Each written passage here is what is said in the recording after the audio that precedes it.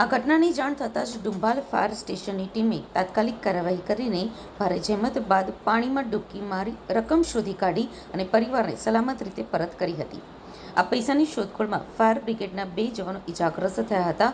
તો મળતી માહિતી અનુસાર પુણાગામ રોડ ઉપર આવેલી નિજાનંદ સોસાયટીમાં રહેતા લીંબા પરિવાર દ્વારા થોડાક દિવસ પહેલા ઘરમાં ધાર્મિક વિધિ અને પૂજા કરવામાં આવી હતી.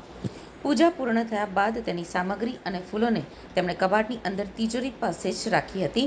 આજે પરિવારના સભ્યોએ પૂજા પછીની સામગ્રીને એકત્રિત કરીને પ્લાસ્ટિકની થેલીમાં ભરી અને પુણા રોડ ઉપર અમેઝિયા ટાવર પાસે આવેલી કેનાલમાં પધરાવી દીધી હતી. ઘરે પરત આવ્યા બાદ જ્યારે તેમણે તિજોરી તપાસી ત્યારે તેમને ખ્યાલ આવ્યો કે તિજોરીમાં રાખેલી રોકડ 2 લાખ રૂપિયાની રકમ પણ ભૂલથી ફૂલો સાથે જ થેલીમાં ચાલી ગઈ હતી અને કેનાલમાં પધરાવી દેવામાં આવી હતી. આ બાબતની જાણ થતાં જ પરિવારજનો ચિંતામાં મુકાયા હતા અને તરત જ ફાયર કંટ્રોલ રૂમમાં જાણ કરી હતી. જાણ થતાં જ ડુંભાલ ફાયર બ્રિગેડની ટીમ તાત્કાલિક ઘટનાસ્થળે પહોંચી હતી.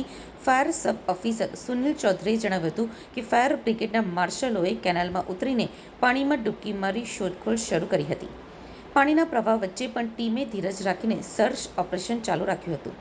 થોડાક સમયની મહેનત બાદ તેમણે 500 રૂપિયાની નોટના 4 બંડલ મળ્યા હતા, જે કુલ મળીને 2 લાખ રૂપિયા થતા હતા.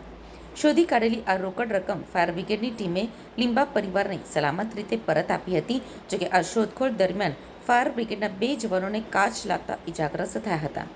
પરિવારના સભ્યોએ આ મુશ્કેલ સમયમાં મદદ માટે ડુંભાલ ફાયર બ્રિગેડના સ્ટાફનો આભાર વ્યક્ત કર્યો હતો અને તેમની કામગીરીને બિરદાવી હતી.